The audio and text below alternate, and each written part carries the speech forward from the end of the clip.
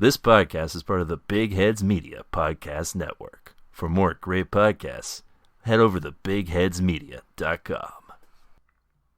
Tonight on the new TV Tuners, Stairmaster's tummy hurts. Oh, dummy! And Swanson and Kyorain dive into a submarine. Wow, look at the ocean. It's beautiful. Enemy ship approaching. Quick! Oh!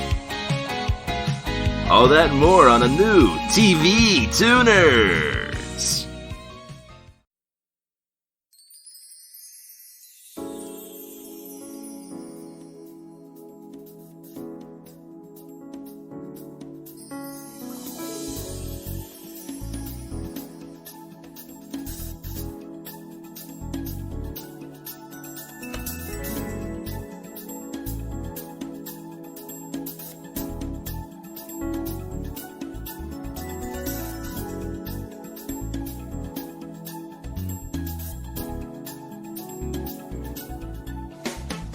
Hi there, folks, and welcome to TV Tuners. It's a television podcast for the true fanatics. True. It's a weekly dive in the latest of TV news and reviews. That's right. I'm your host, Swanson. With me, as always, is my co-host and father teaching his son the ropes, who's not at all a bad guy, Kyorain. Yeah, I'm a pretty chill father. You know, I have a couple of outbursts here and there, but otherwise, I'm pretty laid back. I'm a good guy. Yeah, you seem real trustworthy, and I feel like I could really relate to you. Yes, you can. And nothing to worry about with you and the relationship that we're gonna have. I'm in a very loving marriage, Swanson. Just so you know. Yeah, you guys are having a great time. It seems like. Yeah. So stop grilling me. Sorry. I wasn't really asking you any questions or anything. All right. Well, I don't know. I'm getting these weird vibes from you, Swanson. I don't know what you mean. You seem perfectly normal to me. And I mean, with Stair sitting there doubled over in pain, I don't know. The energy is getting really sour in here. I think I might have to just, I don't know. I don't know. Yeah, Stairmaster did eat a bit too much before going on his trial run for TV, so he is passed out right now. Oh, I thought he was I guess he fell asleep. Yeah. Yeah, we were gonna launch him into our new TV pilot program where we would put people in actual planes and launch them into the sky for reconnaissance purposes. You didn't really tell me about that. You were just saying that Stair's training. Yeah, and he did train. He just didn't train enough. Yeah, well, I guess the pain was so intense that he passed out. Is that why he's asleep? Yeah, I mean, I'm sure he'll wake up just in the nick of time. Probably. But not on this episode, probably. Yeah, we don't really need him. Yeah, it's true. Most of our listeners never have all told me that they don't like Stair, so. Yeah, we get a lot of DMs on the Twitter. The interns are telling us all the time that all DMs directed to the account are either about the $10,000 of free Rick and Morty or about how they don't like Stairmaster. Yeah, there's it's probably 50-50 at this point of DMs where they're like, Stairmaster needs to go. And we're like, but he's our friend. And he's a really good podcaster. And they're like, yeah, that's true, but no. Yeah, these are all true points, but let me counteract that by saying I don't like him. And we're like, oh, you raise a valid argument. Fan and or intern. Yeah. Hopefully the interns aren't making this up because we don't really have access to the account to verify that they're actually getting these DMs, so... It's true, yeah. Only time will tell. But hey, listen, if you're a fan of the pod and you just like what you're listening to, why not consider going over and subscribing? Yeah, you could totally do that, Swanson. Yeah, you can go and subscribe on any of the podcast apps of your choice. No, you do it, Swanson, not me. I'm not going to. I don't really need to subscribe to the pod when I edit it and listen to it. Yeah, me either. I recorded it. I know everything that happened on it. I don't need to subscribe, Swanson. Well, yeah, this is for fans, Kyoran. I don't think the creators count as the fans. Okay, well, in the future, Swanson, you need to specify who you're talking to, because I thought you were talking to me. Listen, if you're a fan of the pod, so there you go, you're disqualified. Go over to... You're a fan. Yeah? I mean, a creator I don't think counts as a fan, Kyo. That's what I mean. Well, why am I wearing the unofficial merch, then? The unofficial, I guess, technically official merch? Yeah. I'm wearing it, but I'm not a fan. I fought for promotional purposes. Well, for who? Who's going to see it? I'm in my house. Well, you never know who's walking by. Okay, good point. All right, so, yeah, subscribe, folks out there. Yeah, we're on all of the podcast apps of your choice. Apple Podcasts, Google Podcasts, Stitcher, Spotify. That's just to name a few. If you got a podcast app that you prefer, you can just click in that little search bar, go TV Tuners. We're right there. You probably don't have to type in the full thing. You probably get the TVT, and then we're right there hanging out. Yeah, walking around Yeah, in our really high-quality merch that we're definitely selling. Yeah, you type it in and you hear one of us say, "Hey, mash that subscribe button." Yeah, mash and smash. Yeah, smang that subscribe button. And also, while you're at it, why not give us 5 stars? That's a great way for us to get noticed, and we'll read it on the pod. We'll give you a little those 5-star reviews. Down. Make us feel really good. It's like dopamine. Yeah, it's like a combination of a dopamine rush and like I'm exfoliating my skin. That's how good I feel. That's the best feeling. Yeah, but hey, if that's not enough, if perhaps you want to contact us to tell us that Stairmaster is no good, or perhaps some other things, hopefully positive. Well, you can do that by heading over to our TV Tuners page on Twitter, @TVTuners. You can go and find tons of great TV content over there. There's just tons of great stuff over there. And if you're upset that Stair's not on the pod today, just tweet #BringBackStair. Yeah, release the Stair cut. That's still relevant, right? Yeah, it is. Restore the Stairmaster universe. I mean, it better be, because we're still having an episode of Snyder Cut pending. That's true. It's coming out. Get ready. You'll know when it's coming out, but just stay tuned. But if you require a deeper connection, perhaps there is a quip, comment, question, foresight, or otherwise that you want read aloud on the pod. Well, you can do that by heading over to our email address, sending us an email. You can go over to our email at tvtunerspodcast@gmail.com. And, whatever you send us, we'll read, most likely. What's that email address, Kyoran? Yeah, the email is tvtunerspodcast@gmail.com, and please don't send us any sexual messages on there.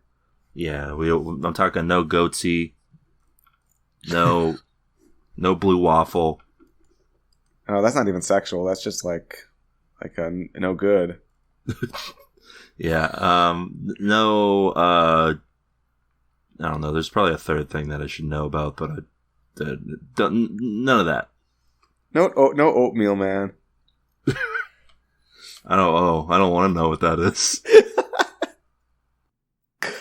Yeah, don't Google it, folks. I don't know what it is either, but don't Google it. Yeah, I don't trust it. And definitely under no circumstances, no Amogus. Yeah, that would really upset us.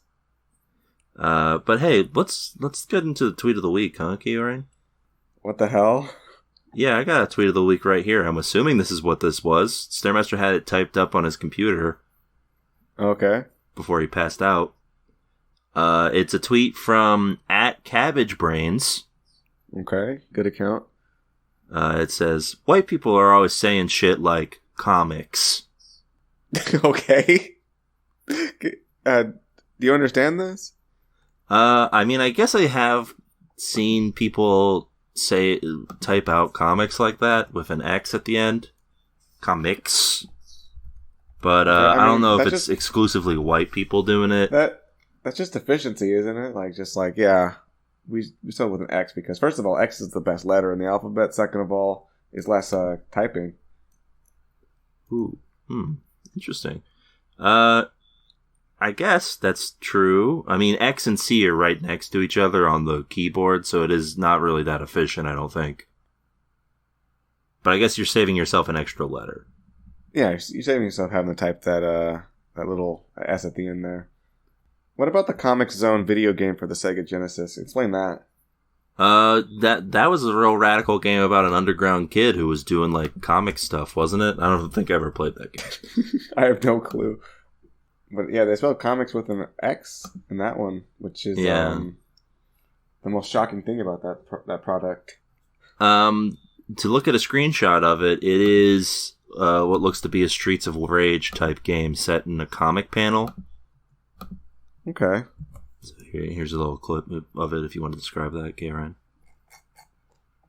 Yeah, so we have this rad 90s character. Got skateboard shorts on. They're black shorts with a red X on only one of the legs. Yeah, he's Mr. Comics. Yeah, he's wearing a baggy white t-shirt with a gray vest over it. Yeah. A sort of Leatherman's jacket, I would imagine. That's what it looks like. He's got like fingerless black gloves on. Looks like he's wearing sunglasses. Do you... yeah, he is, according to the box art. Look, he's inside the deceased district. In this. Oh. And there's like a dilapidated futuristic city in the background. And there's like a man, like an individual next to him. He's got like really long fingers. And there's a set piece here. There's like the Statue of Liberty is just kind of like on the ground there, like the head's there. Yeah, it's a real Planet of the Apes situation. Yeah, so apparently this game is extremely hardcore. Do you want to know what the name of this totally radical individual is? Yes. Sketch Turner. Oh my god. He's a starving artist and freelance rock musician who lived in New York City. Why is he out like in the ruins fighting mutants or robots or whatever this is? Apparently he gets sucked into a comic book. Okay, yeah. And ends up having to deal with an invasion of alien renegades. I mean, if you want to make it about that, sure. It would have been cool if he was just there in the situation, wouldn't it? I mean, yeah, it would probably be cooler. You'd probably have to explain a whole lot less. Yeah, probably. He also has to fight a powerful mutant, whatever that means, named Mortis. Ooh. Yeah, it's pretty scary. I mean, I figured this guy, based on this 90s creature design, that he's a mutant, right? Yeah. Yeah. Only other thing he could be is a robot.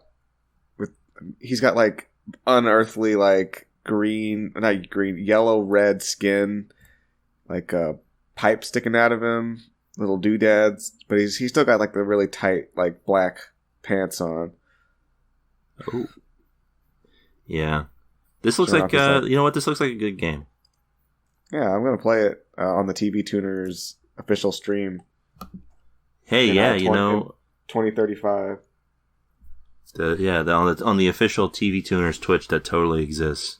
Anyway, I'm going to tune in on Cabbage Brain's tweet here. He is right. White people do be like that. Yeah, that's correct. All right, that's a tune in on that tweet. Congratulations, Cabbage Brains. And with that out of the way, Kyorain, I have to ask, you watch anything interesting this week? Anything fun, exciting? Actually, no, I didn't watch anything. Whoa. Wow. All right, well, I did. It's a little less impactful now that Stairmaster's not here to go, huh? But I did. Let me kick him, see if he gets up. He didn't move. You think he's Well, okay? that was a very powerful kick you gave him, so if that didn't wake him up, I feel like we should be concerned. But Should I stomp him too? yeah, go ahead. He Nothing. didn't get up. All No. right. I guess he's out. Well, that's a shame, because I watched Mobile Suit Gundam. Oh my god. How far did you get? I'm 8 episodes in right now, so they just tried to do a ceasefire after all those people were like, I want to be on Earth. I don't understand the concept of war, apparently. Look, Swanson, if you were out in space, you want to go home really bad too. I feel like I would have enough sense to not cause a mutiny on the people who are clearly fighting for my ability to not die instantly by setting foot on Earth. Swanson, you'd be like a little petulant child on the spaceship. Yeah, I would definitely also take children hostage to prove my point. Yeah, they were being a little problematic on that ship, weren't they? Yeah. Although the last episode I watched was mainly about a widowed mother. Like, the stuff of Amuro was, like, secondary to that plot. True. But Garma's here, so that's nice. Garma and Char are the most interesting part for sure right now. Yeah, good old Garma. He's going to be around a long time, Swanson. Yeah, I definitely don't get the vibes that he might be dying imminently. Anyway, yeah, right now Garma and Char are the most intriguing of the characters, but that's probably because, we watched a whole 6 movie series involving them. Yeah. And Amuro at this point is just like a kid who's trying to figure stuff out. That's I don't like this. Yeah, he's like, hey, don't do that. He's like, oh, I hate fighting for my life. It sucks. Yeah, I was going to say, I can't imagine watching the original Gundam now without watching the movies first. Yeah, it seems very strange. I think it adds so much, doesn't it? Yeah, because even when, like, Dozel showed up for, like, 2 seconds in one of the episodes, I was like, hey, it's that guy! Yeah, you were like, oh, it's him! What a guy! Or when Garma name drops his sister, I'm like, oh, I know her!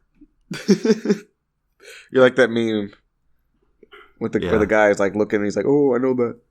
Yeah, I know you're I'm the meme of Leonardo DiCaprio pointing at the TV. Yeah. That one, yeah, exactly. Yeah, anytime Garma's like on screen mentioning people, I'm pointing at the TV. Same. Anyway, other than that, I watched some films. Swanson, we don't talk about that here. This is not the movie moguls. Oh, well, I guess there should never be part of the segment again then. Alright, what'd you watch, Swanson? So I'm continuing through well, before I get to what I watched from the year 2020, I did rewatch Uncut Gems. Yeah, to make you smile and laugh at the end?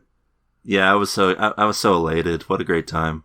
I had a face, my face was like grinning ear to ear, just like Adam Sandler's at the end. Yeah, same. So yeah. It holds up? Oh yeah, absolutely. One of the best movies from the past couple of years. Nice. Adam Sandler's just like he's going to town on in that movie. It's a regular acting tour de force. Yeah, he's really not holding back like he's on vacation. No, it's incredible what he can do when he's actually given like direction. Yeah, a lot turns out. Yeah. I also love that the film doesn't ever try to make you sympathize with Howie. Yeah, it really doesn't, does it? Like, you understand that, like, he is actually, like, the situation he is in sucks, but also is mostly of his own doing. So when he gets, like, beaten up and thrown in a fountain, you're like, yeah, he deserved that. He's like, yeah, he did just spend, like, the last, like, half hour blowing off all of his problems and being rude to everybody. Yeah. Like, anyway, yeah, it's a great movie. Go fuck the weekend. Other than that, in the year of 2020, I watched another movie from that year, recommended to me. Okay. This one was a Danish film. This one was Kieran. Danish? Yeah. I don't even know what country that is. Denmark. That doesn't sound right. I don't know, maybe. I think it's Daneland. Now, yeah, Daneland. I gotta look it up now. Danish. It is Denmark. It is Denmark. Okay. Yeah, I watched a film from the great land of Daneland entitled Another Round. Okay. This stars former Hannibal Lecter Mads Mikkelsen. Ooh. Him and a group of other Danish actors who I don't know, but were pretty fun. They're all teachers who are sort of facing the doldrums of middle age, and feeling like they need to get the spark of their younger years back. They come up with a plan based off of an actual study, apparently from some psychologists, that the human body is born with a 0.05 deficiency in alcohol. So their plan is to drink to be at that to drink that much, to be at that level, and then see what happens. And as it turns out, they all have a little pep in their step because they're tipsy. Sounds interesting. It ends up being sort of a weird drama comedy type of deal, but as you might expect, Mads Mikkelsen is just amazing in this. There's a bit in the middle where it kind of goes into the normal sort of these people are going to start abusing alcohol type of deal, but for the most part, it doesn't really focus on that aspect of it. It's more about these people are going through like a midlife crisis. Okay, tune in. Yeah, I'd give it a tune in. The ending is like maybe some of like it's like a completely transcendent end finale. It's great. Okay. Yeah, and Matt, like I said, I could watch Matt Mikkelsen do anything pretty much. That guy could read me the phone book and I would probably watch for at least half. Yeah, he could turn the page and give you a really solemn look. Yeah. And now I go to be. Yeah. Yeah, it's very good. If you're into, if you don't mind subtitles, I recommend it. Oh, as an anime nerd, I'm very accustomed to subtitles. Yeah. Other than that, that was about it. Nothing too exciting. Okay. So with all that out of the way, I guess it's time for us to talk about the rabble, huh, K-Rain? Well, first you're gonna have to tell me what the rabble is, and then we'll go from there. Oh, okay. Well, that's probably a good start then. The rabble is a segment here on the pod, Keo, where we discuss what critics and folks on IMDb have to say about the show we watched this week, Invincible. I know. Before you get our official take, so you know what it is, Kieran. Yeah, I know what Invincible is. We watched that this week. Oh, okay. What's the rabble? Okay. So what we're gonna do is, I have some reviews from Rotten Tomatoes, and you have some IMDb's reviews, and we're gonna give you a sort of view of what the people and critics think about the show before you get our official take. So they're the rabble because we're better than them. Oh, okay, That's right. Yeah, they're the rabble because we're. Listen, I know all these critics out here. They got the nice little top critic badge over on Rotten Tomatoes. We're the top critics. True. So when I kicked Stairmaster, he rolled over a little bit. I don't think he rolled. He just I forced him. My kick kind of moved him, and he had like a little piece of paper. And I actually looked at it, and it's got a review on it from IMDb. So Stairmaster did curate this for us. Oh, okay. All right. So let's see. This is from, I guess the username is Crazy Sounds. And this Crazy Sounds, man. This is a 3 out of 10. And it reads, too much profanity and gratuitous violence for a cartoon. Okay. I guess everyone... Sorry, let me start again. I guess everyone wants to imitate Game of Thrones these days. As a result, The art of animation and storytelling takes a secondary role. I wish it didn't have the unnecessary cussing and gory violence so that I could watch it with my kids. This show will likely appeal to teenagers with limited life experience, but seasoned adults will hardly be amused. 1 out of 7 found this helpful. So he wanted a show for kids so that seasoned adults could watch it? He wanted a show that was like in between for kids, but also not for kids. Yeah, that's real coherent. That's some good thought process going on here. Also, Game of Thrones, huh? That's the first thing you think of when you watch this superhero show. Yeah, there's a lot of political intrigue going on with this one. I think that this person the only violent media that they've ever seen, which, depicted violence in a somewhat realistic way, was Game of Thrones, and that's it, right? Yeah, and that makes sense for this, a show that totally depicts violence in a realistic way.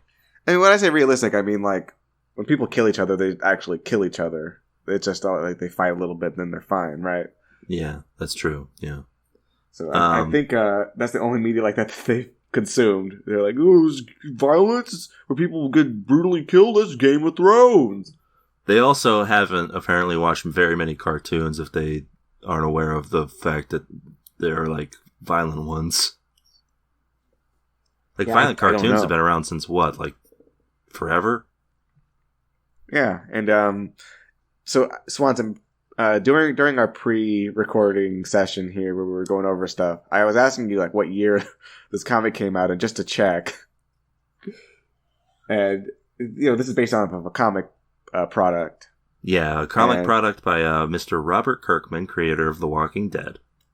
And this came out in 2003, Kioran. It's like almost 20 years old. Yeah, so not a copy of Game of Thrones, I think we can safely say. I feel like even if it had come out now, it would... no one would be accusing it of being a copy of Game of Thrones. Yeah, insane. All right. Well, I'll get to mine then. I've got a review here from over on Rotten Tomatoes from Oliver Sava of New York Magazine / Vulture. Okay, I don't know if this is like a team up or I didn't know they were the same thing. Who knows? Much like Amazon's massive superhero hit, The Boys. Invincible incorporates the iconography and character archetypes of more popular properties to give viewers something that still feels familiar and inviting. This is a 4 out of 5 rating. Did he finish the episode, I wonder? Probably, because he compares it to The Boys, which makes sense, right? Yeah, the ending does. Yeah. Now, Kioran, I have to tell you, the reviews are in. And the audience, they gave this a huge bucket of popcorn, Kioran. It's like a fully piling high bucket of popcorn that would spill if you try to even pick it up. Yeah, like if you try, you couldn't even fit it all in your mouth, Kioran. This popcorn. It's 95%. Wow. Okay, what about the tomato? Is it a nice gleaming red tomato ready to be sliced up and put on my sandwich? One of the freshest tomatoes, 96%. Oh, wow. So the audience and the critics are sort of aligned in this, and they enjoy the show. So, as you might guess, I was very hard-pressed to find a negative critics review here, but I did find one from Rob Thomas at Capital Times. Oh, Capital Times, here we go with these clowns again. Once the initial face punch of that first episode wears off, there's not enough powering, or superpowering, Invincible. It's a 2 out of 4, which is a very odd scoring system, I guess. I guess there's stars, maybe. No, that's a really strange way to rank things. They're trying to be special. They think they're slick, Swanson. Listen, Rob, you're not slick, alright? I've heard of a couple Rob Thomases, and you're nothing like the guy from Matchbox 20. Yeah, I don't know what that is, but I strongly agree. that's their take on Invincible, is that it's not good, I guess. That's what they got out of that one. There's nothing. These blurbs are really not doing us a good service here. Maybe we should thoroughly read the entire review on the podcast. Spend like 20 minutes per review just dissecting him. Just reading a quick 800 to 1,000 word review. Yeah, because that first one sounds like you didn't even watch it based on the blurb, right? All right, I have one more review here. Oh, interesting. Yeah, Stairmaster picked his, but I have a feeling that Stairmaster's doing a little thing called cherry picking, where he goes looking for the worst possible thing and puts it on the podcast, and that's unacceptable, Swanson. We here are TV tuners. We're journalists. Oh, okay. Yeah, I mean, that's true, I guess. Sure. Yeah, that's true. So, I just picked one at random. Oh, all right. Well, what do you got? All right, I got 9 out of 10, and it's titled "Wow." Okay, that sounds good. Owen Wilson wrote this review. It's by Sucruff. Oh, okay. It says, "So much better than The Boys, and I like The Boys. The first episode was good until the ending. Then it was great." Oh, for some reason, on my toes with that one. For some reason, the show seems to be put together amazingly well. For some reason, don't know what it could be. I think the human part of being a superhero wasn't really developed before, like in this show. Everything is really well done. Can't wait until the next episodes. Can't really wait until make the movie. Hopefully sooner than later.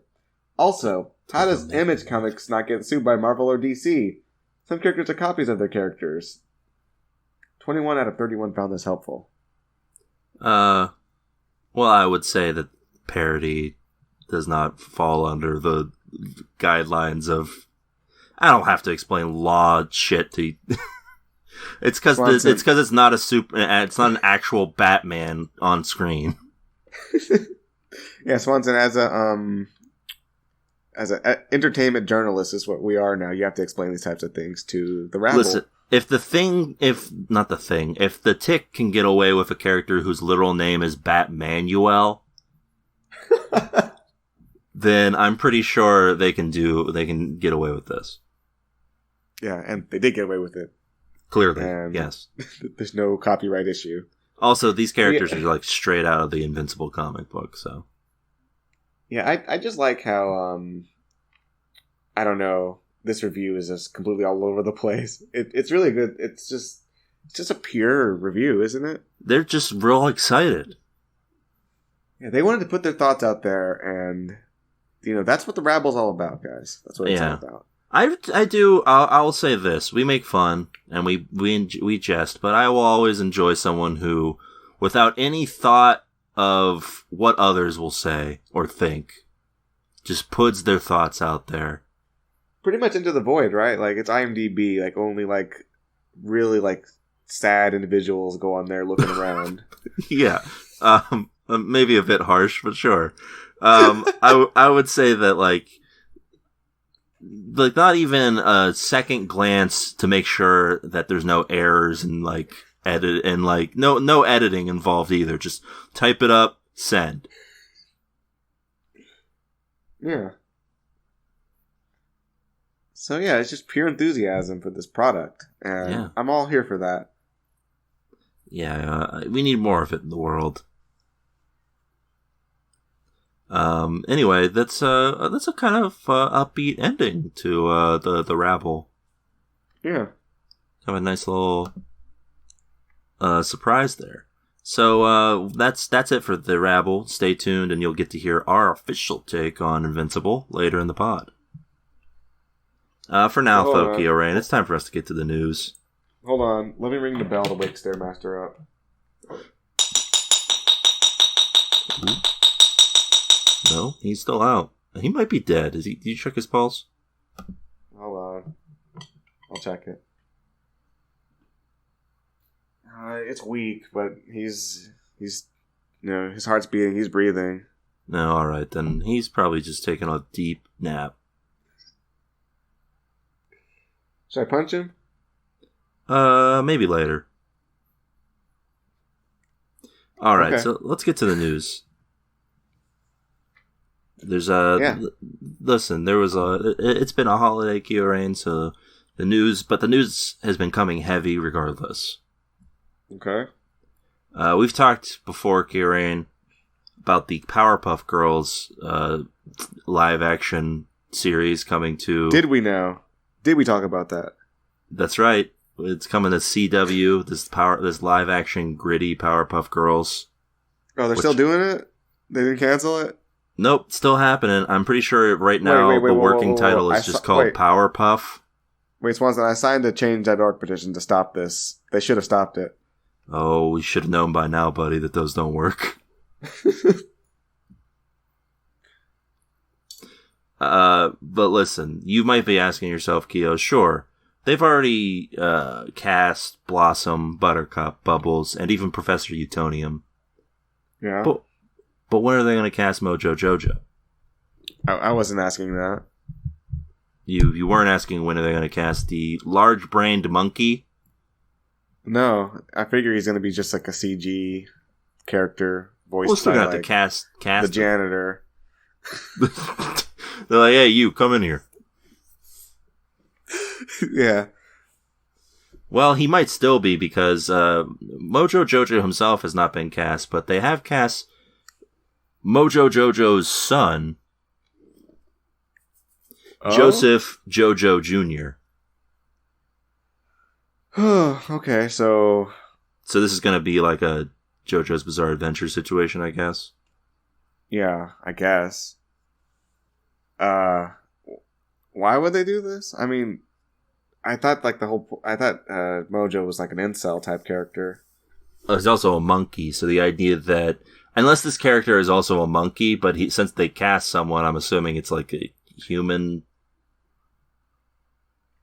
Listen, the point is, they cast like a physical actor to portray this character who's going to be like a half monkey person. Yeah, I don't know. There's no explanation other than that this person has been cast.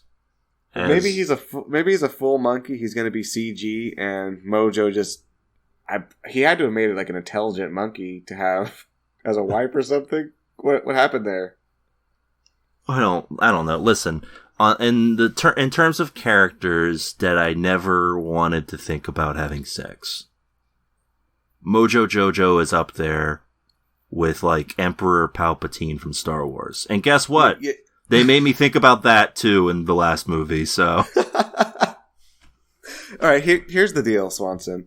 If you're gonna have a character with a kid, like make sure that I'm not asking 10 questions about how that kid exists.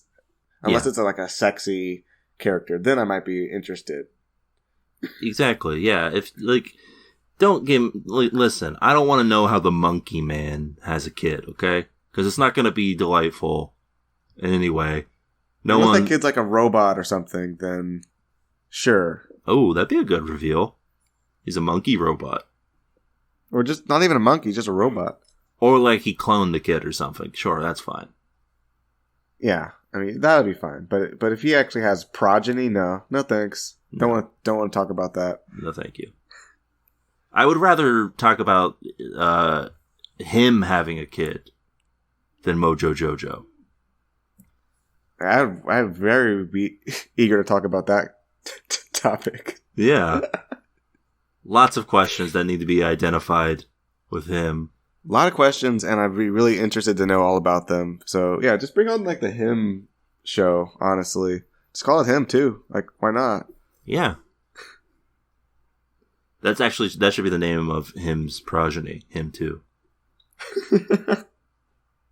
Yeah. It's either, there's only two options. You either call it Him, too, or Himbo.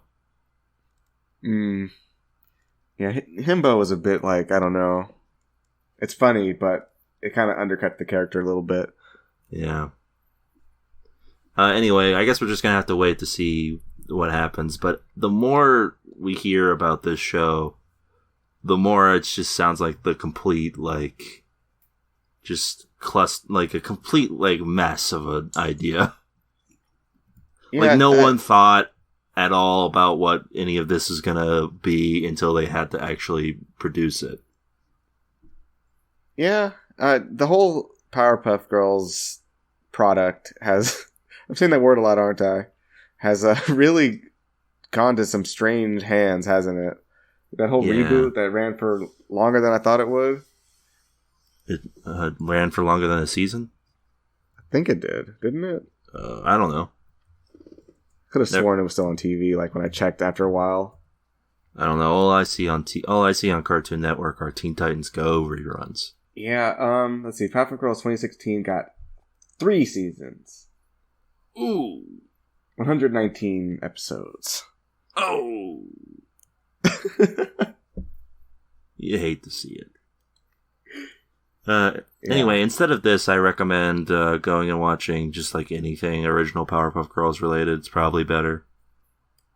Yeah, I honestly don't know if the reboot series got any better than it started out, but it was pretty like mediocre. Was not at all like the original. Yeah, you know what? Just go watch the Powerpuff Girls movie. That was pretty good from what I remember. I don't remember, but sure. Just stop consuming these new products. Consume old product. Yes, exactly. Speaking of new product that is technically old product, CBS's hit Young Sheldon is... they canceled it? Oh, no, I regret to inform you, Keo, that actually CBS is such a big fan of Young Sheldon that they want to keep him around until he is regular Sheldon. What, like they're going to do a 10 years Young Sheldon? They're going to do 3 additional seasons of Young Sheldon, so he'll be on the air for at least 2024. The show's already been on the air for 4 seasons maybe? So by the time that the show comes even close to being over, he'll be regular adult Sheldon at that point. I gotta know what's happening on this show. I have to know now. I mean, what is this? It's you remember Young Rock? Previous episode? Yeah. Yeah, it's essentially that. Only it's just the little kid version. Okay, but how long is Young Rock gonna be on? For however long NBC deems it necessary. So it could just be on for as long as Young Sheldon, in other words. Yeah, this is nightmarish, Swanson. But Yeah. I'd really be curious to know what season 5 of Young Rock would look like. Especially for a show ostensibly based on a real world man's experiences. Also, the framing device of that it was one single interview that he was giving. So the idea that it would go on for that long is both very funny and very strains credibility a little bit, I think. I mean, he could kill the interviewer and have a new one walk in to spice things up on season 3 finale. Oh yeah, he kills him and says "I'm Rock, I can get away with anything."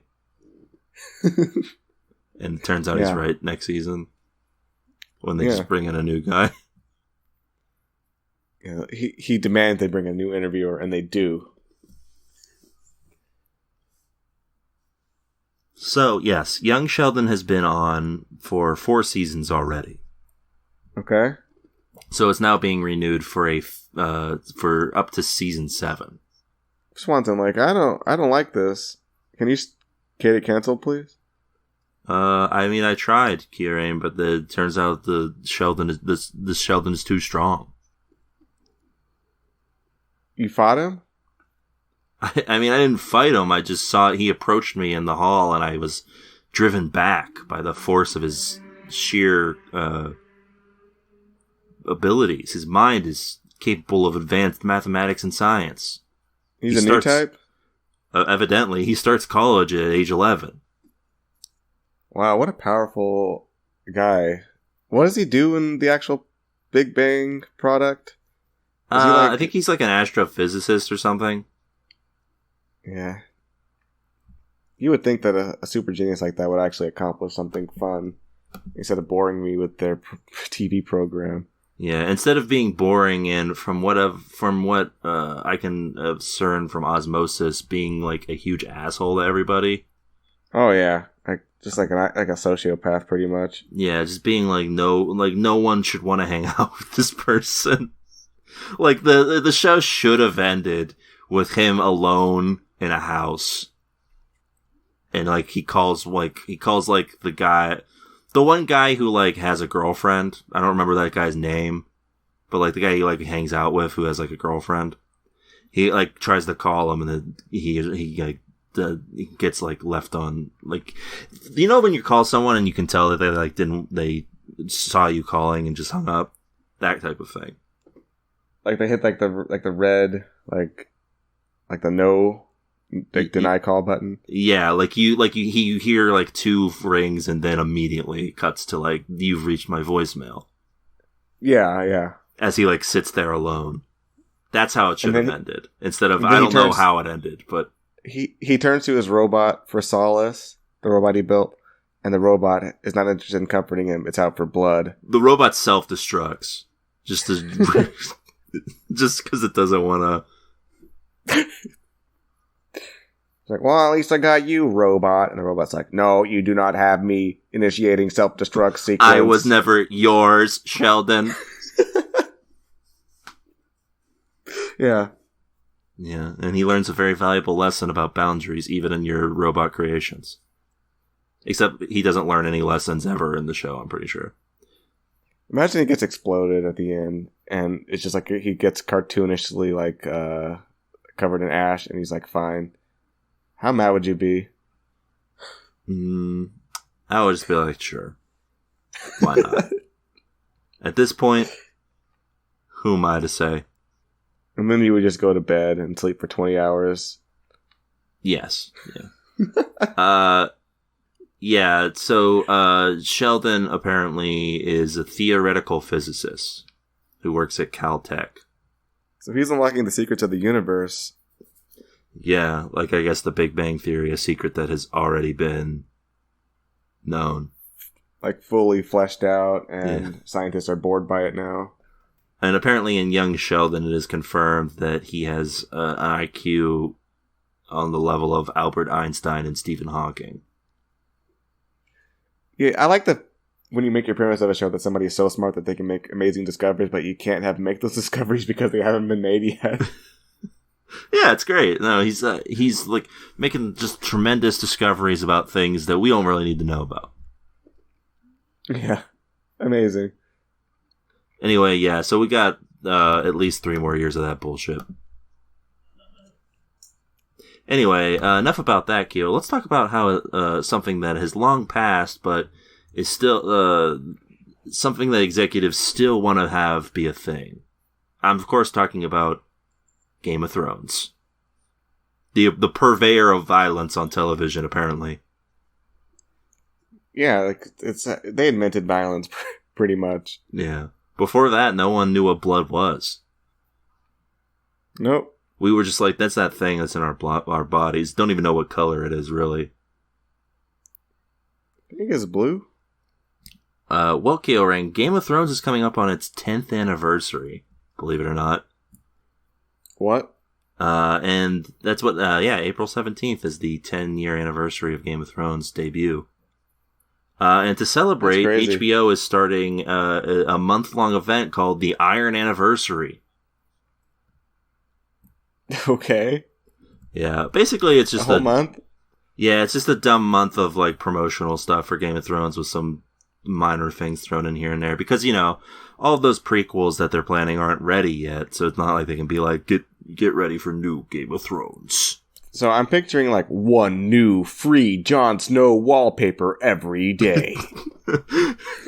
Maybe something like that. There is apparently some kind of special prize giveaway for people who were married in Westeros-themed ceremonies, so people like I feel sorry for. 2 people who are both dead. Yes. Well, yeah, because, like, imagine seeing the show, presumably watching all of it if you're that dedicated, because you're getting married in, like, a ceremony based on it, and deciding, you know what always worked out on this program? The weddings. Yeah, like... They went well. I mean, God, like, yeah, how ironic is your life where you're gonna do that? Yeah, you know like, what I mean? Are you now? I don't know what they mean by Westeros themed ceremonies. Do they mean like the people get married and then like a hired actor comes in to stab one of them in the gut?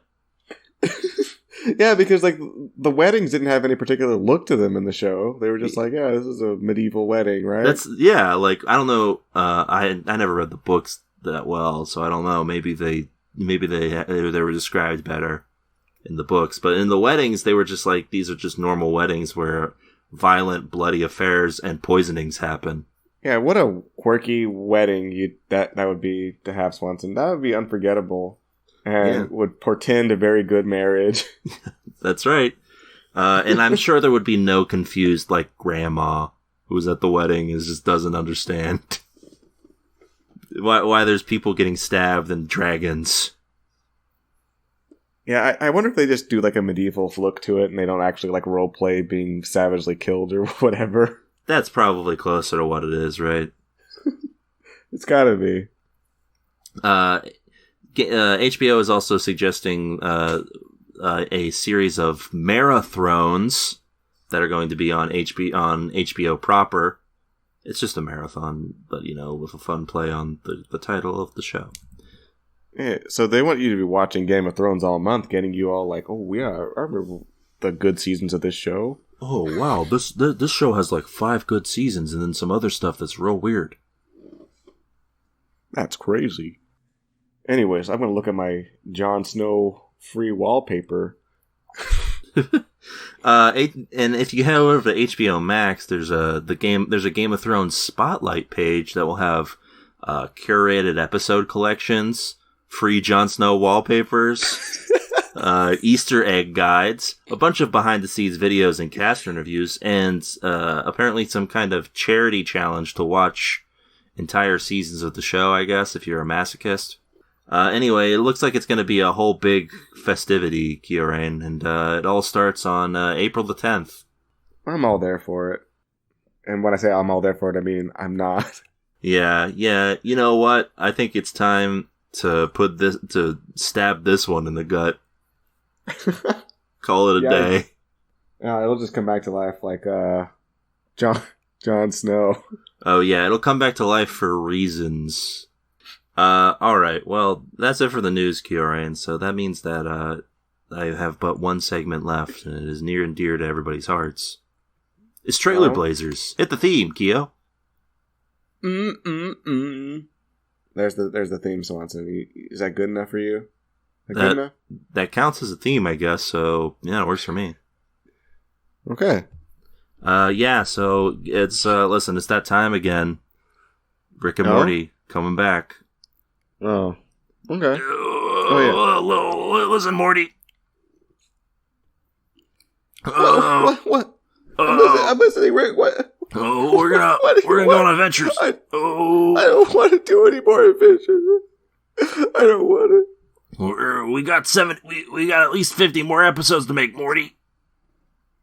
Oh, in that case, then that's might as well, right? Yeah, you know what? Let's just go on some adventures, pal. That's essentially what this trailer is. It's like, hey, you like Rick and Morty? Here it is. It's coming back. Here's more of it. Here's what you can expect. Some stuff. Yeah, I like how they departed from the whole, like, we're going to do a more serialized story of, like, they get divorced, like, the mom and dad get divorced and things are changing, and then it's like, no, that's not actually, we were trolling. Yeah, you know what actually would be really great if we did it was if nothing changed, and in fact, Rick is real cool. Yeah, he's real cool. He's going on adventures. If there was any lessons to be learned in the previous seasons, they were just a prank. Yeah, it's a very this is a very very high intellectual show, Kyorain, as you know. You have to have you doing that meme on me right now, Swanson? Is that what you're doing to me? You have to be really smart to understand the concepts involved in Rick and Morty. Okay, like, how do I get brushed up on these concepts? Like, is there, like, a book I can pick up where I can learn? No, you just watch the show, and then if you get it, you get it, and if you don't, then I'm afraid you're just dumb. Ah, dang. That's really sad. I mean, I don't dislike the show. I just kind of disappointed in it. Yeah. A little bit. You mean you're just you're bored that it just went to it did the same thing that every animated show seems destined to do? Yeah, it just keeps going. Yeah, and never changes. Shake things up. But the thing is that they tried like very briefly to change it, right? And then they got renewed for like 70 episodes, and they were like, well, nevertheless. Yeah, they're like, there's no way we could keep up a continuing story for that long and keep the same viewership safely, so here we go. That's the thing. More You're on adventures. Adult Swim. It's not like if the viewership, like, if you lost like a couple of viewers, that would matter that much. Yeah, I really don't know what the business model is for Adult Swim, honestly. I mean, it must not be that great, right? Because they canceled like Venture Brothers. Yeah, I don't know what's going on with that. I don't even know what other shows they have other than Rick and Morty. I don't know either. Oh, that's not true. I do know that there's apparently a new show, Harvey Birdman spinoff that's coming to the program at some point. So there's that, I guess. Good on Adult Swim. I heard recently that Adult Swim is like cutting a bunch of streaming or something. Is that true? What do you mean by cutting a bunch of streaming? Like doing less streaming on the internet machines and focusing on broadcasting. I don't know. That sounds like a dangerous idea. Maybe I was just rumor I heard online, I think. Yeah, I think they're intimately tied to HBO Max. Yeah, I also don't know what the Adult Swim brand even is. It's so weird. It's just like attached to Cartoon Network still at this current date. Okay, obviously we're missing out on the other thing that is on Adult Swim that we know about, the Eric Andre show. Yeah. What is Adult Swim? I don't even get it anymore, honestly. So here's a couple other things that, according to Wikipedia, are still running on Adult Swim. Robot Chicken. Still there. Oh my god. Squidbillies. Still there. Oh man. I wonder what that show is even like. I don't feel like I even want to know. There's a couple shows I have heard about, but I've never watched. Laser Wolf. Okay, never heard of it. Final Space. Never heard of it. Beef House.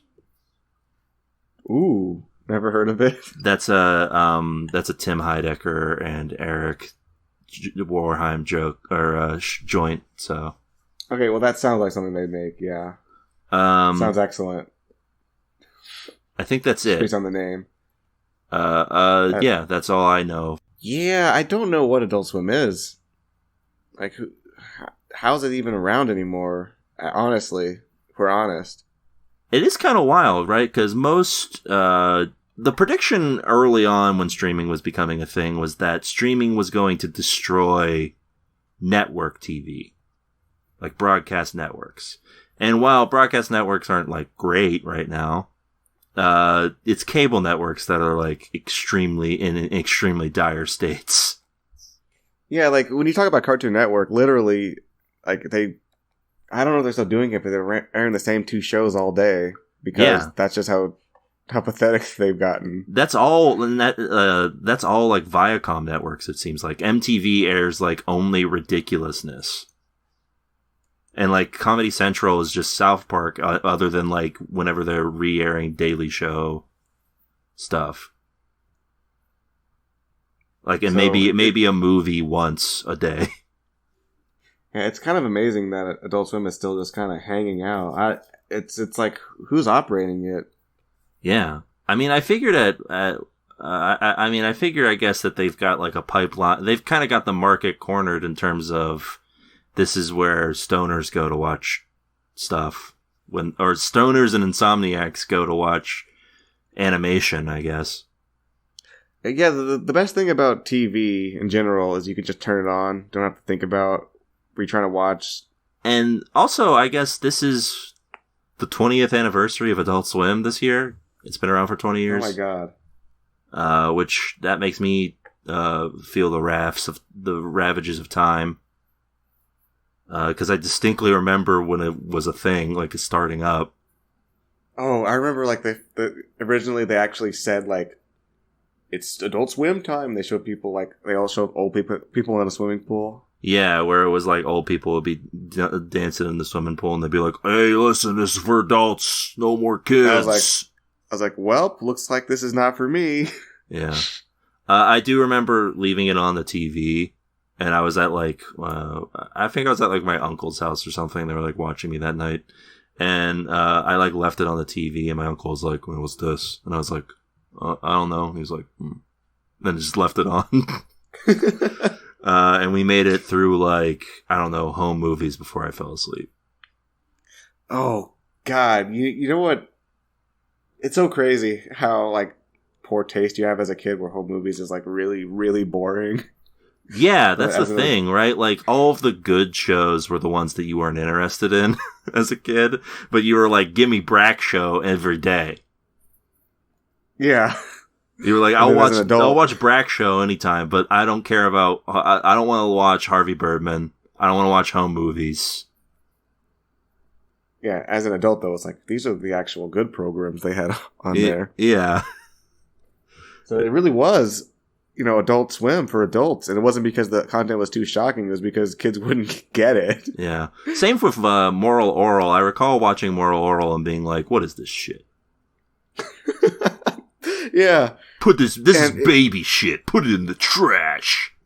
Yeah, it's crazy like how, I don't know, part of it is like literally like Christian pearl clutching. Like, we can't have our kids watching something that mentions sex. But it's really just that kids wouldn't get it a lot of the time. Yeah. Turns out, I was like, you know what? I don't need to watch Moral Oral. I've got Minora Team. I'm tuning in to Assy McGee. Yeah, those are the hardcore programs. I never liked Assy McGee. I was like, oh my god, this is the worst product on the television. I'm gonna watch Xavier Renegade Angel. Okay, there's no way you were into that as a kid. No, it's impossible. I'm not into it now. Oh man, that show is actually like, it's got so many, I don't know. We should watch that on the pod sometime. Alright, maybe the next time we're out of ideas, Anyway, listen, Adult Swim, I don't know what its current state is even like, but all the more power to them, I guess. I hope they stay alive for a long time. I hope Toonami's having a good time, because they actually have anime programs airing there like once a week or something. That's crazy. Yeah, that's pretty wild, actually, to think about. If I had TV, I would probably watch it, honestly. Yeah, if I hadn't cut the cord like years ago, I would probably watch Adult Swim on like a regular basis. Yeah. But alas, instead I'll have to, I guess, put my HBO Max subscription to use and watch it via that. I guess, Watson. Time to tune into some Beef House.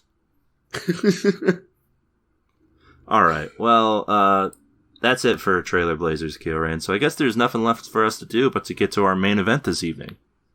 Oh, what's the main event? Well, we watched the show, and now we're going to talk about it. Oh, okay. It's Invincible.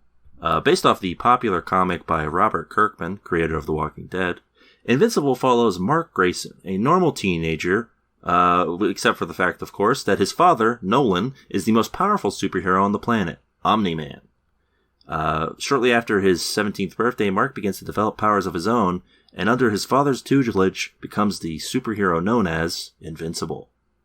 Kyoran, did Invincible make you feel all strong and courageous, or did it give you like brittle bones, like make you weak?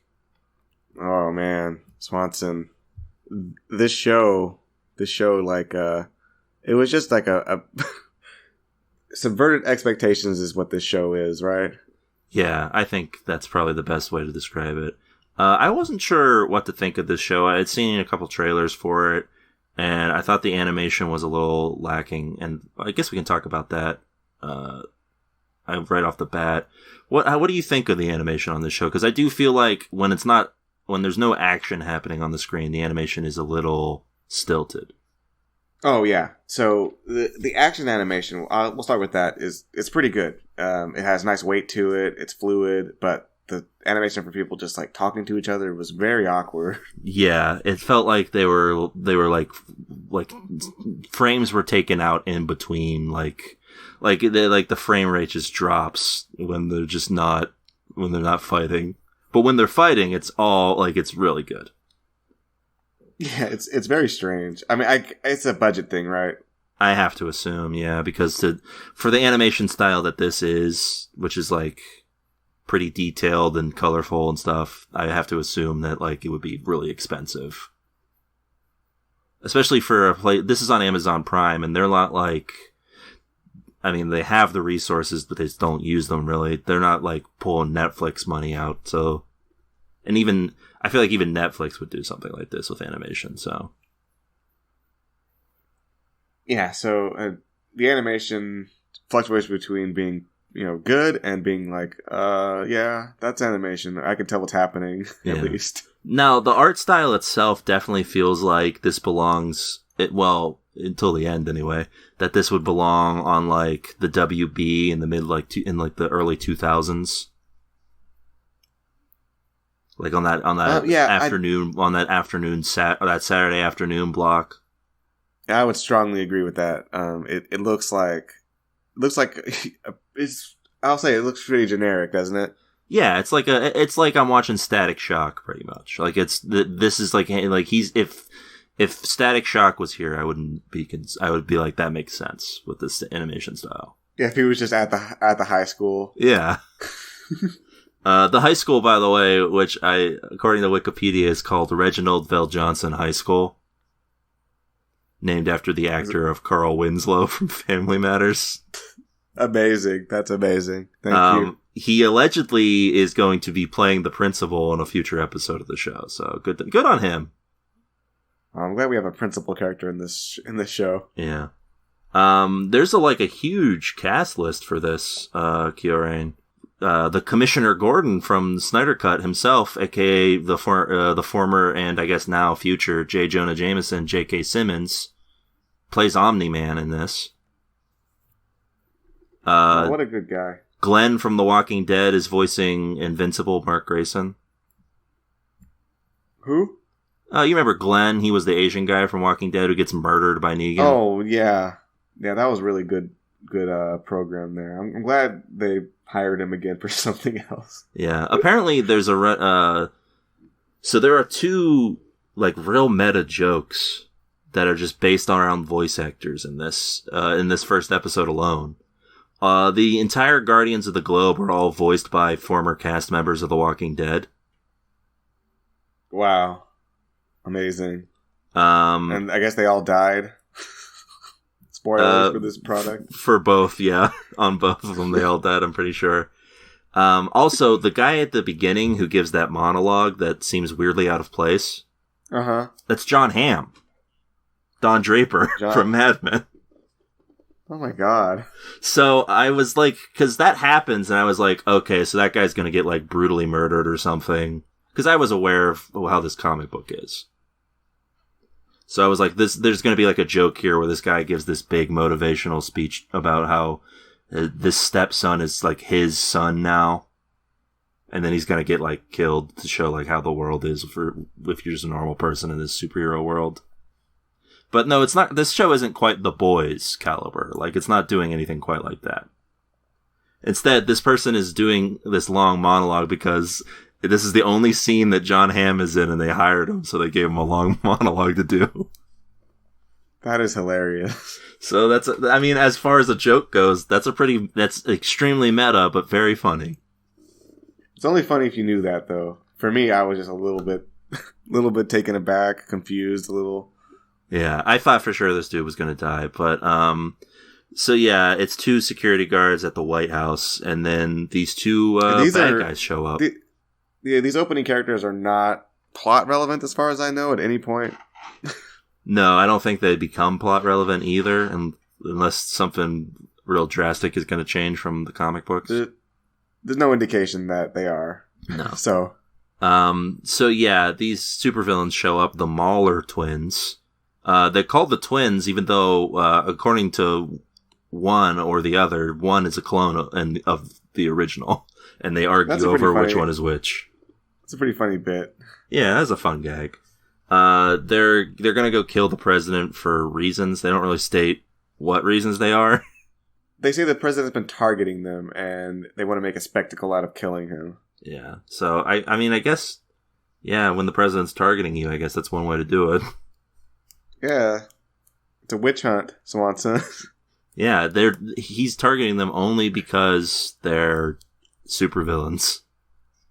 Yeah.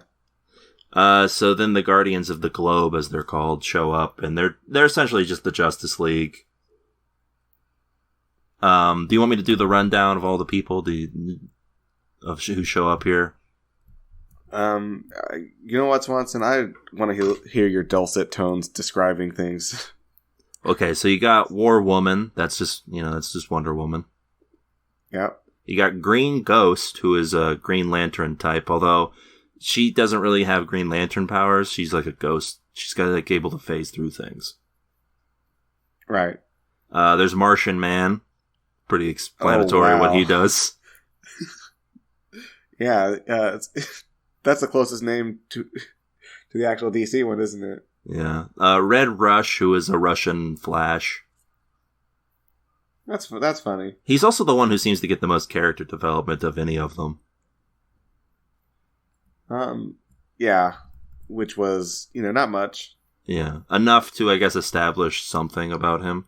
Darkwing, who is Batman. And not the Duck. No, definitely not the Duck.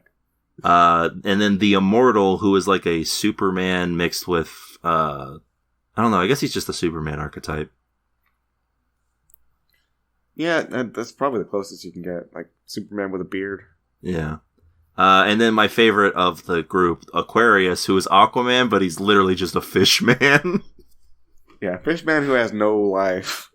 Apparently, ruling the sea when you're just a fish man and there's no actual Atlantis is, like, very boring. Yeah. Or maybe there is an Atlantis and that's what Atlanteans look like. There's fishmen. But that would make sense. That's my favorite. He was my favorite of this character of essentially just stand-ins for the Justice League. Yeah, and he's actually got like a pretty useful on-land ability to shoot powerful jets of water. Yeah, it turns out. So he's actually more equipped to handle situations on land than Aquaman. Shocking. So yeah, not the Justice League shows up, and they're doing their thing. They're trying to save all these people.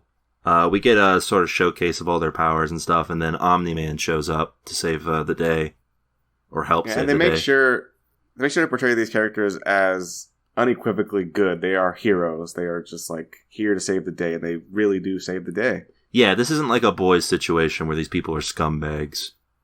They're all just superheroes. And Omni-Man is, of course, going to be the father of our protagonist, Mark Grayson. He's more like Superman than the Immortal, I guess, because his origin is literally like Superman's. But he's got a mustache, so totally different. And not a beard. Not a beard. No, he's got a mustache like Henry Cavill had that had to be digitally altered in the original Justice League. So yeah. So yeah, he goes around saving different sorts of people. They do a decent job of showing that there seems to be some sort of tension between him and the Guardians. Like, he shows up and the Guardians are like, ugh, this guy. Yeah, they're just like, oh, it's him. Yeah. I guess he's here to help. Like, it's clear that, like, they are a group and he is just, like, a guy who is not part of the group. Yeah. So they save the day, and then we cut to, Mark is, in the bathroom and his mom interrupts. Rude. Very unacceptable. Rude. Yeah. Anyway, yeah, he's like, hey, look at the TV. Dad's in DC. And he gets home, Dad gets home just in time to, sweep his wife off her feet, take her to, breakfast in Sex Germany. down. Well, they're going to breakfast first, I assume. And then sex. Yeah. Which they made very clear. In front of their son. Yeah. He's just like, Mom and Dad, stop it. That's gross. I like the idea that it is just common for them to just travel to a different country to eat breakfast because why not? Your dad's a superhero. Yeah. So yeah, Mark is waiting for his superpowers to arrive because they're supposed to come in around the time of his 18th birthday, and he hasn't gotten them yet. This is a real like Lois and Clark Kent story. I was thinking about that with this, and it does feel like the better version of Superman and Lois, at least until the end. Because, like, until the end, Omni-Man feels like a better portrayal of Superman in terms of how he relates to Mark. And, like... But then the end, oh boy, the end, yeah. Yeah. When are we going to get to that? Do you want to just reveal it now? He's a bad guy. It turns out. A really bad guy. Yeah, he murders a whole bunch of superheroes, alright? The ones we just mentioned, actually, to be exact. And he does it extremely violently. Yeah, when I was talking about this show, Subverting Expectations, the first, 3/4 of the show, it just seems like a lighthearted, easy watch program about like a kid, like a coming of age story, learning about superpowers, becoming like a makeshift hero. It's like, yeah, I know. Yeah, this is seems like a solid 6 out of 10 program. And then the ending happens. And you're like, oh, okay, that's why all these names of brutal individuals are on this. Yeah. Oh, all right. So that's why this is happening the way it is. Okay. Yeah. I was interested when they were gonna. So for one thing, in the comic book that this is based off of, it does the same trick of sorts, which is that it leads you to believe that this is going to be like a lighthearted tale of a teenager coming to terms with their superpowers while their dad teaches them everything they need to do. And then somewhere around issue, I don't know, 13, they reveal that his dad is a bad guy.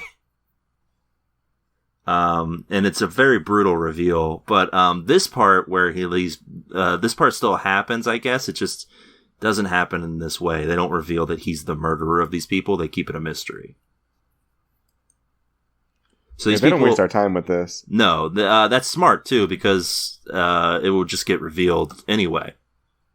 Because this didn't drop. Been published for. This didn't drop all at once, so it got. It dropped 3 episodes like the last season of The Boys did, and now it's releasing weekly. A method I approve, by the way. I feel like it's a better way to keep the conversation going for a show. The weekly episodes actually kind of add a lot to a show, honestly. The experience of watching a show. Yeah, and I've never been much of a binge watcher anyway. I mean, I'm a binge watcher. If you give it to me, I'm going to watch it, but I'm not going to feel happy about it after I'm done. I'm just be like, wow, I just fell into a big pit of television. Yeah, that's the thing, is that the binge watching model is a good idea. It's not. It might have outlived its usefulness. I'm not sure. Maybe there's a way to there's definitely ways to improve on it, but maybe there's ways to tweak the formula. But the way that Netflix does it now just feels like, oh yeah, new show out, and then it's talked about for a day or two. Unless it's a huge thing, it's not talked about for longer than a week at most. Yeah, and I don't know. You kind of enjoy shows more when you anticipate them for a little while, don't you? Yeah, I mean, I could easily say that my enjoyment of WandaVision was probably partially because it came out in piece. If it all came out at once, it would have just been that was fun. Yeah, and all the conversations with your friends, about what's going to happen next, can't happen because you can just watch it. Yeah, exactly. Yeah, when everything is revealed all at once, it's a little less exciting. Yeah. Anyway, so yeah, this, I don't think you could hold off on this reveal to this almost 20-year-old comic book. So it's a great way to do it. And the best part is also, that... Yeah. You don't want to scare off the audience with the generic seeming program, right? No, yeah, you want to give them something to be like, whoa, okay, this is what this show is.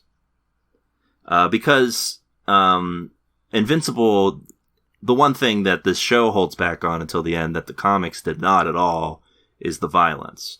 Part of the hook, I suppose, of Invincible is that it takes hyper violence and then combines it with like standard cartoon or like comic book like energy.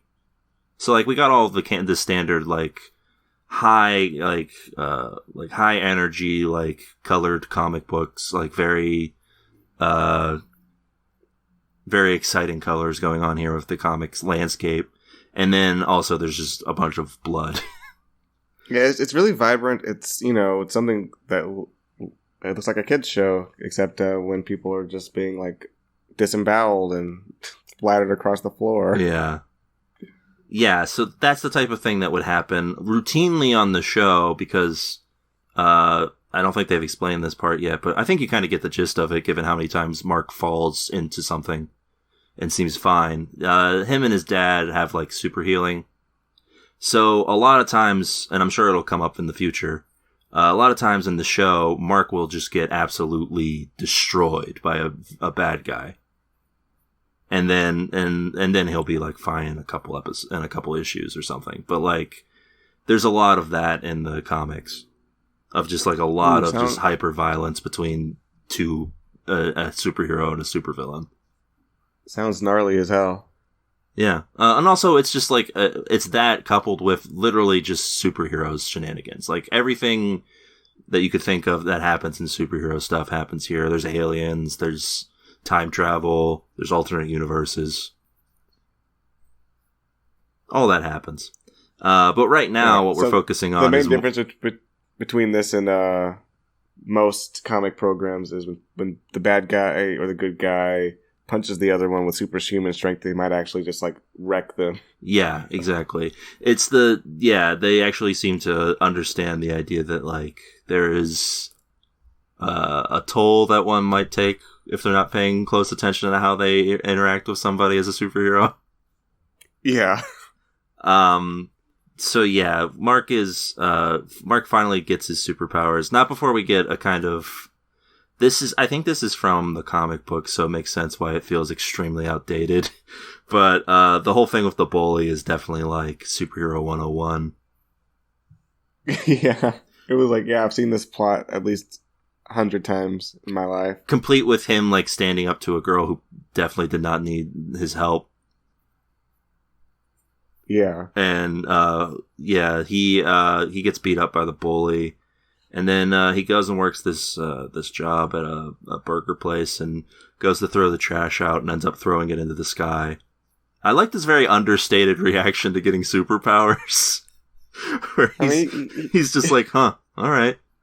It's like, well, finally, geez. Like, that took long enough. So then he goes home and tells his parents, and his dad seems a little taken aback. And then it's like, all right, I guess we'll start training in the morning. And he seems like a kind of a good dad. Yeah, he's like teaching him the ropes. He's giving, maybe he's pushing him a little hard, but he's just making sure that he's trying. If he's going to be a superhero, that he's going to really. We do get a glimpse of him being a nasty man, though. Yeah, he sort of gets really angry about his son's powers because he's like, maybe it would have been better if he didn't have them at all at some point, and it's quite rude. And his wife is like, maybe you pushed him a little too hard, and he's like, are you questioning me? Yeah. Not great.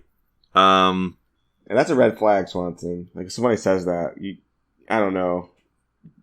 Be careful, Swanson. Be careful. Yeah, like if you're like, are you sure you want to have tacos again? We had them for lunch. Are you questioning me? That'd be like a problem. I would get out of there. Yeah. Like, if I ever say that to you, Swanson, like, you feel free to cancel me. All right, I will. Cancel. Yes, I did say it, didn't I? Yeah, you did. So there you go. Official cancellation. Q-Ray. Yeah, so he's teaching him how to fly and stuff, and then they land, and he says the advantage here.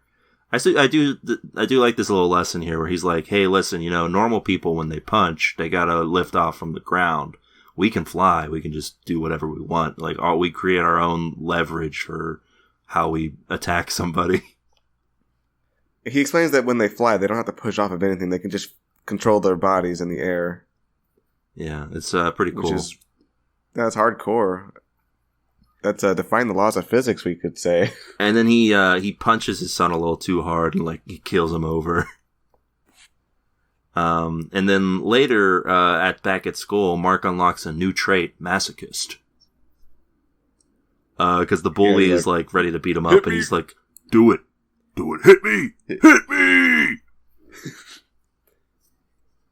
And the bully calls him a freak. Yeah. He figures out that he has super invincibility powers, except he doesn't really know that cognitively. He just knows something's not right here. Yeah. Although, I guess if you lived in a world where superheroes were a regular occurrence, you'd probably be like, huh, so that dude got superpowers or what? Yeah, I would probably not run off though. I'd be like, dude, you have superpowers? What's up with that? Be like, whoa, hey man, you got superpowers? That's jaked up. You should have told me. I don't want any trouble, man. Like, I didn't know. Yeah, I didn't know. You want me to do Please don't kill me. You want me to do your homework, man? I'll do it. Yeah, you want me to punch you some more? Like, what are you into? Yeah, he heads back. He decides that after hearing his dad make a remark about how he shouldn't have gotten powers at all, he decides to waste no more time and gets right into the superheroics. He's really passionate about this. He really wants to be like... Yeah, and he wears, pajamas. Yeah, he really wants to be his dad so bad, he's just gonna, just do it, right now. Yeah, he's not wasting any more time. Yeah, so he goes out on his little adventure here. And... Yeah, he's not that prepared, it turns out. He can't really fly. He doesn't know how to handle an active villain situation. Imagine if he fought somebody who could actually kill him day one. Yeah. Oddly enough, and I couldn't tell because there's some effects on his voice, but this character, this bad guy is known as Titan, apparently. This stone guy. Is voiced by Marshala Ali, the guy who was Cottonmouth in Luke Cage. Wow. They're really just grabbing all the guys for this, aren't they? So yeah, for a very bit part too. I mean, maybe he comes back. It's possible, I suppose. Maybe. So yeah, they have this little fight here, and he beats the guy up.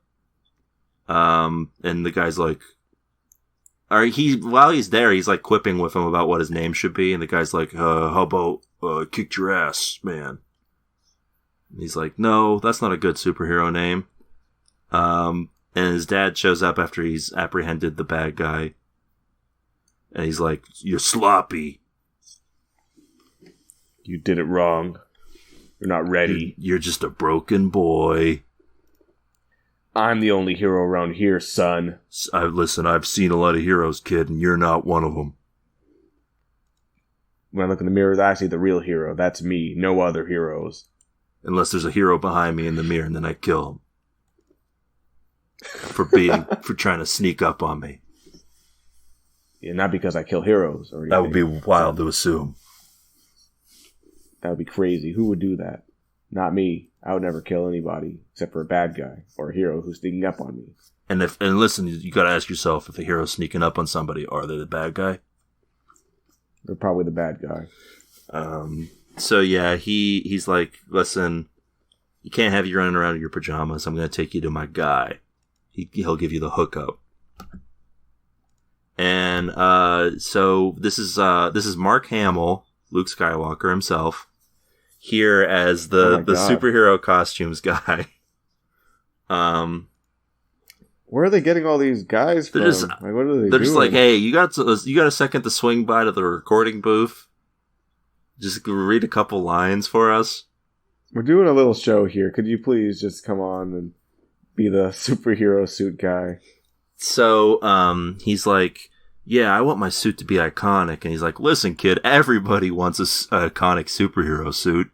You gotta give me a name. And he's like, I'll get back to you on it. So then, they're hanging out for a bit. How does he even come up with his name? His dad gives him a little dad speech about how teens think they're all invincible, but son, you actually are invincible. Oh yeah, they're doing a fun thing where they're playing they're playing catch, but they're up in the sky, and Omni-Man is literally tossing the ball around the planet. That's crazy. Yeah, that glove would be obliterated by the Force once. I know, it's wild. There's also a scene where he has a heart-to-heart with his mom. That's kind of nice. They do a good job of expanding the characters in this, giving them a little something. It was the mom kind of a nothing in the original comic? I certainly don't remember her at all in the comic. Yeah, sounds like kind of a nothing. Either that, or you're just being really sexist, Swanson. I mean, I was like a teenager, so it's possible. Yeah, it could be anything really. Yeah. And listen, this comic did come out like 20 plus years ago, so there was, or almost 20 years ago. So there was a definite like teenage power fantasy in the early issues of this comic. Yeah. That changes quickly when, the bad guy reveal happens. But part of the reason that I think this reveal at the end works is because when Omni-Man reveals that he is the bad guy in the comic, he also does it while revealing his motives for why he's the bad guy. Here, we get that he is the bad guy, but we don't know why he's the bad guy. So there's still a mystery element. Yeah, the heroes are like literally asking him why. He's just like, "Shut up! I'm about to kill you. Why would I tell you? You're going to die right now. The information would not be useful for you because you'll be dead because I'm going to kill you. I'm going to build a fist and kill you with it." Also, did you catch the song that was playing when he was driving around when he was flying around in his new Invincible suit? I heard the song. What was it? It was, I don't know. The title of it was "Broken Boy." Oh my god, that's insane! How could they do this? I can't believe they massacred my boy. You're just you're just a broken boy. He's gonna break his boy. I can't believe this. Yeah, I'm gonna have to find the song. It's gonna be the new TV Tuners theme song. Yeah, that's crazy. Or at least maybe our new bonus podcast, Broken Boy chat. Yeah, we talk about the latest and greatest in broken boys. Yeah, well, we just talk about notable broken boys. Like, we give it a little spotlight to the broken boys in pop culture. Are there a lot of those we could get through? I mean, I have to imagine there's a lot of broken boys. I guess it's a pretty important concept in fiction. Is the concept of a boy who gets broken? Yeah, lots of broken boys, probably. I mean, when you think about it, Batman's a broken boy. Yeah, I guess. Like for 5 minutes before he becomes like Vengeance Man. Yeah, but I mean, he's still broken, isn't he? Yeah, he's kind of sad. Yeah. Jason Todd, that's a broken boy. In more ways than one. Who? The Robin that got murdered by Joker. Oh, yeah, that's true. Yeah, I guess, Batman can't even keep like a healthy relationship going in his life. Yeah. Yeah, it's telling that the most lasting love interest in Batman's life is either Catwoman or Ra's al Ghul's daughter. Ooh, yeah. So yeah, the broken boys aside, Mark Grayson is now officially invincible. He's a hero now.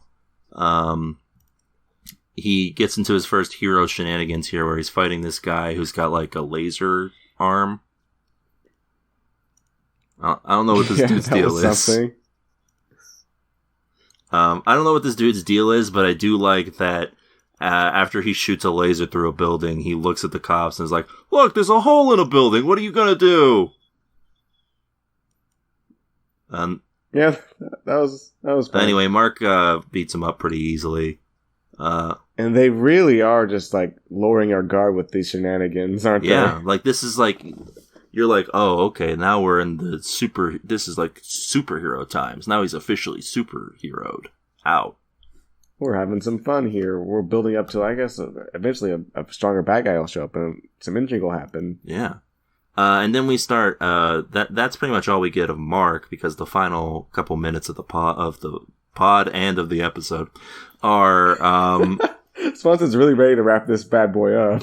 Are the Guardians of the Globe. We get a little vignettes of each of them doing their thing. Just because, they're going to be important characters. I think they just wanted to remind us that these were actually genuinely good people.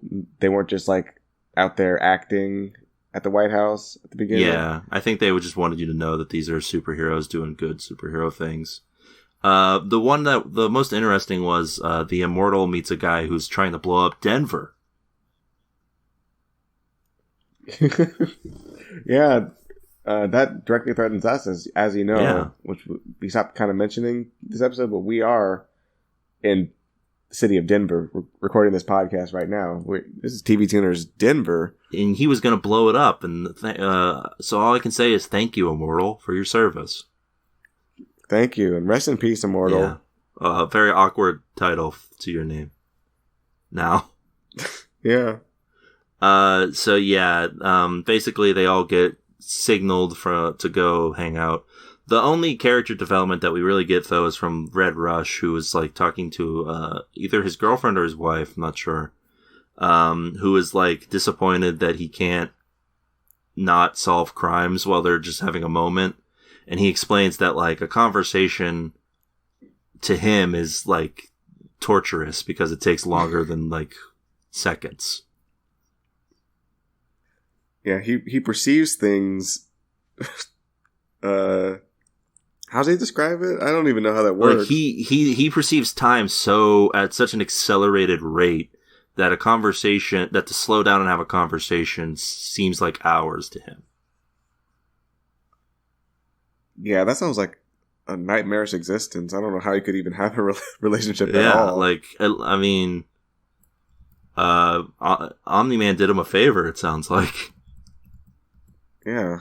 They all arrive, and Omni-Man, they're all like, huh, who? They all got a distress call, and I think my favorite character moment in this whole episode, honestly, which kind of made me sad that this character dies, is that the fish guy is just like sitting around doing literally nothing. And when he gets the call, he's like so happy. He's like so happy he got a call. And then he's just toast the moment he shows up there. I mean, the fish guy tries. Yeah, I'll give him that. All of these characters try. Yeah, but Omni-Man's on a whole other level, as we have proven to us. And he just violently dispatches these people. It's not pretty. I think he kills the Batman guy first. Yeah, he went out really early on in that fight. But it's just it's awful. He, like, in a good way. I mean, like, it's just gory and wild. It was so gut wrenching. It was like, I don't know. These characters didn't have much development, but they're pretty much like part of the point is that they're the DC heroes, right. And they showcase that like Omni-Man is not invincible. He gets pretty beaten up too. It's just that like he is on a whole other level compared to them. Yeah, they really go all out against him. They get some good hits in, but it is not even close to enough. No. The ones that stick out in my mind immediately, I don't even remember how the Batman guy dies, but he gets it pretty bad. He just slams him into the ground and just cracks him open like an egg. War Woman gets her face smashed into the ground, and then he uses her to hit other people. And she, like, splatters. Green Ghost gets punched through the face.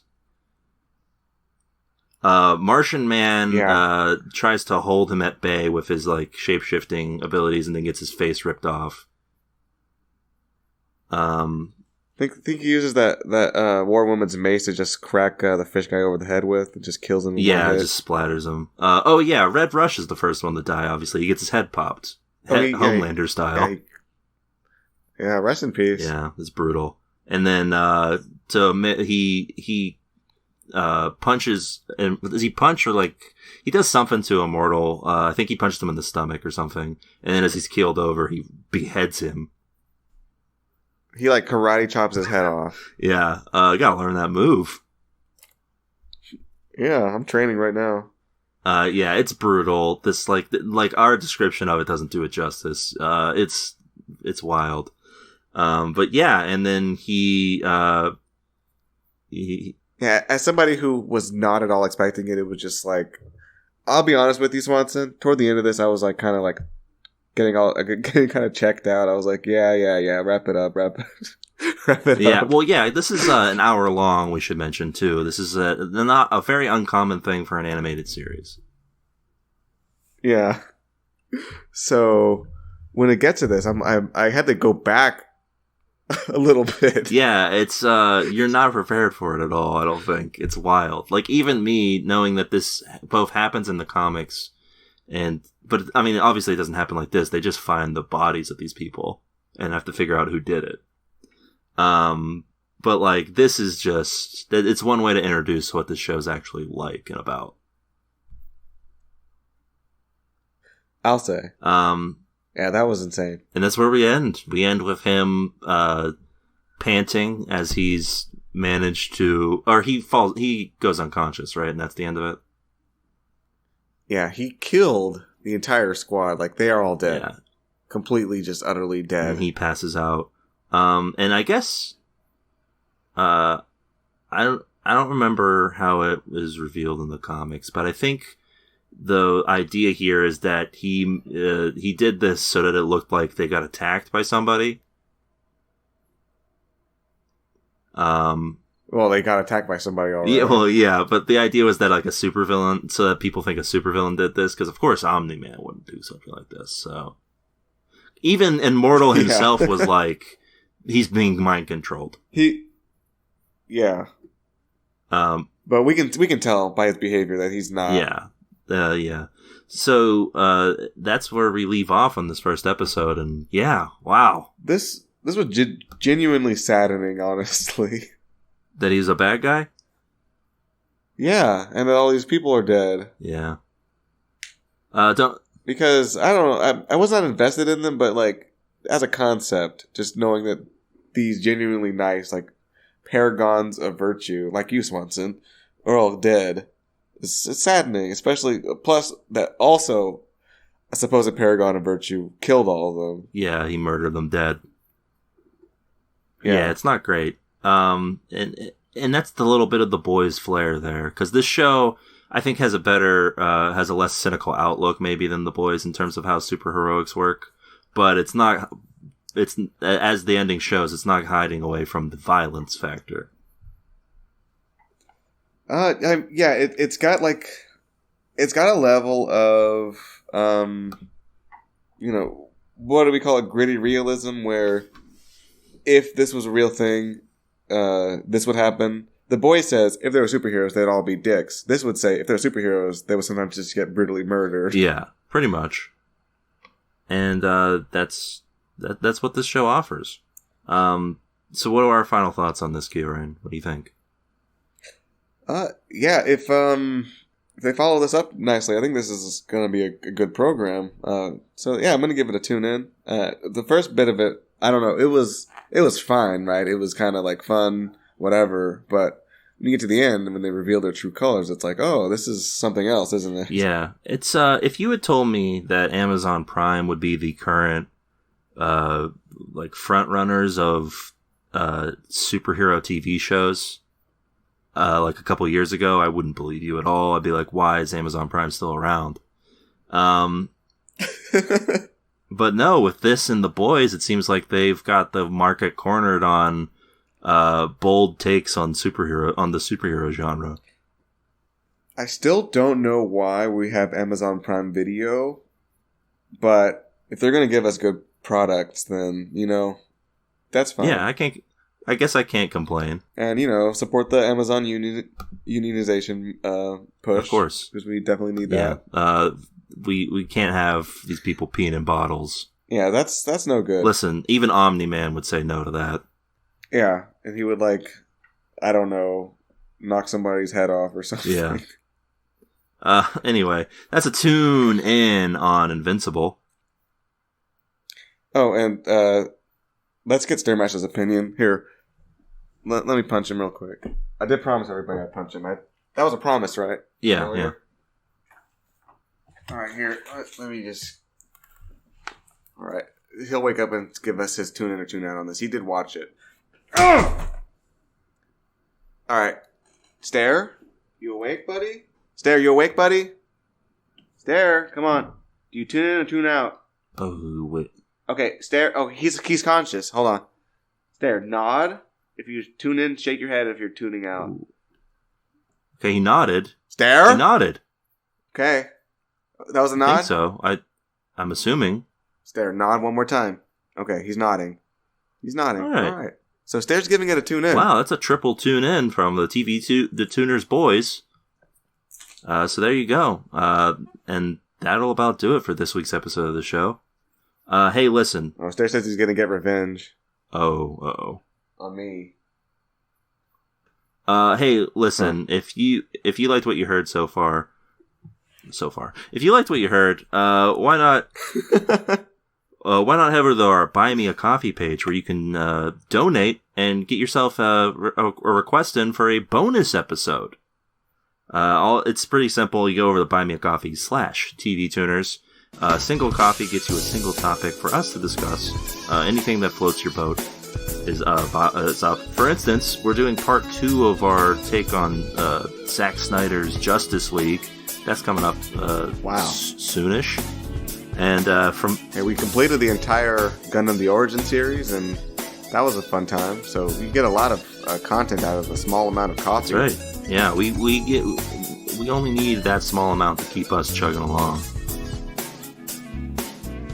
And other than that, stay tuned for more TV goodness. Keep watching. Bye. It's over. Hey folks, it's time for the TV Tuners Denver Fact of the Week. Did you know that Stairmaster has also saved the city of Denver from certain destruction?